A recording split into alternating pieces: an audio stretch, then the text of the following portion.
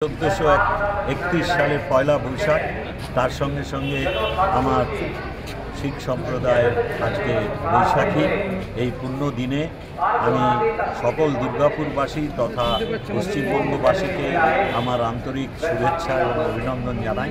সকলে ভালো থাকবেন, অন্যকে ভালো রাখায় সহায়তা করবেন। এই বৈশাখী তাই বললাম, আজকে আমাদের যেরকম পয়লা বৈশাখ সেরকম আমাদের শিখ সম্প্রদায়ের ভাই বোনেদের আজকে হচ্ছে বৈশাখী। সেই বৈশাখীর দিনে এখানে আমরা বেনাচিটি গুরুদুয়ারা এসেছিলাম। এখানে গুরুজির কাছ থেকে আমরা আশীর্বাদ নিলাম। আশা করব সামনের বছর অত্যন্ত ভালোভাবে কাটবে।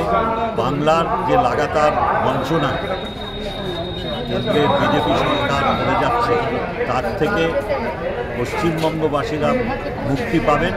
আসন্ন লোকসভা নির্বাচনে আমরা আশা করব যে সাধারণ মানুষ এই বঞ্চনার বিরুদ্ধে গর্জে উঠবে।